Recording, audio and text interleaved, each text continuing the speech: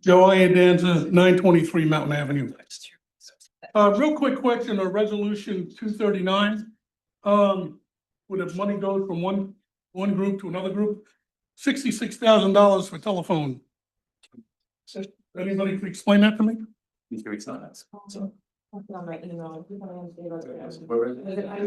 Online. 3.9. I actually. Three asked about that myself. I'm sorry, That's okay. flex of your lips. 329, okay. Okay, hold on just a second. I'm sorry, what was the question? Yeah, I noticed it's $66,000 for telephone. Okay, so I asked that question of the CFO. And she replied to me that the library was reimbursing for the phone, which should have been recorded as revenue and not budget reimbursements.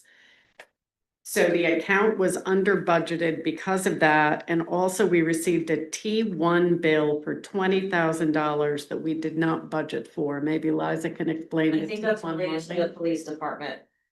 Okay, so it was a police department communications upgrade that came through because it's a telephone line. It's a high speed. Yeah, when we moved over this building, we had to get rid of a lot of old lines that this may be a lingering. Right, so that line wasn't budgeted when we did it last year. And also there was that mistake in the way the library. So it's within the budget categories. So it's not like we got a $66,000 bill from the phone company. We got a $20,000 bill. It essentially wasn't budgeted for. So this is the time of year where we can move money around from one account to another to make up for deficits, which is normally happens with the sewer plant at the end of the year. We have to find more money for the sewer plant. I understand. Thank you. Okay, a question here. How and why was Berkeley Heights elected to have early balloting? It's supposed to be a minimum of 5 and 10 maximum in Union County, but we had 11. Did Union County pay for that, compensate us? 11 what? For the early voting site? Of that. Yeah, there's an early voting site. Oh, yeah, yes. We were getting compensated, or Yeah, we get compensated. it's beautiful. Good. They'll be here next year too. Excuse me? We'll be here next year too. Oh, yay. With with the amount of new high rises and multi-story apartment housing, will that necessitate a full-time fire department eventually? And if not, what additional apparatus would be required in the event of any incidents or emergencies? I don't know if that was ever covered. We have a hotel and we have 2 11-story buildings coming up, and we have about maybe 6 3-story buildings. Unfortunately, bad things can happen. Does there anybody know anything about that? I mean, right. That is a question that we are exploring with the next phase of build out Okay, for Connell. gotcha. The equipment especially to make sure that the fire department has what they need to save people if needed. Okay, my next question. Plainfield Avenue, across from the Connell Corporate Park, is zoned presently for R20. Out of 17 properties, all but 3 properties in an area owned by Connell. Does anybody have an understanding what the projected use might be in the future? As of now, none of their draft plans show anything for across the street. Okay. All right, we recently, we have a wonderful tax collector, Rachel. Love that woman. But anyway, make a long story short, she's retiring. So now the township put up on the website for a new tax collector. And I couldn't help but notice part of the verbiage talks about sewage. Anybody know how that's gonna change for the next year? When we get our tax bills, will we have a sewage portion of the tax bill? We're investigating which route is best for us now. If you separate out the bills, it does add added expense and work. So we're exploring right now whether or not we need to. We are one of the few municipalities that does not issue a separate sewer bill to residents. Most residents get 2 bills. They get their property tax bills and then they get a separate sewer bill. I mean, I'm not a wizard here, but so when I get my tax bill, participate, it'll say county, county park, library, township. What I'm saying to you is, will that also list sewage, or will we get a separate bill altogether for sewage? If we did a separate bill, it would be on a separate bill. But there's other sewer billing things that is not related to that potential separate bill Okay, that the finance office does. Like we bill tax exempt users separately for sewer. We have to build certain large projects for sewer, so it's not just residential. gotcha, thank you. I noticed there's an excess of 22 RFPs were sent out on November 5th. Can you elaborate on that, or is that just for the upcoming year? They're for the upcoming year. They're all for the professional services. We do them every year at this time. Good, thank you. And I also understand that the commissioner of the Recreation Department resigned. Who will take her place, and is she still involved, or is she employed by the township? Anybody know about that?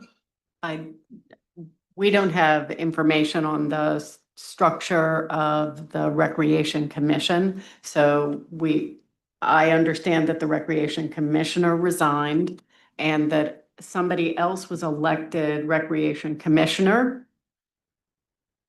Well, I was at the meeting for the Recreation Department, and the inference was that the vice president was gonna take over. But I don't know how clear cut that was, what's going on.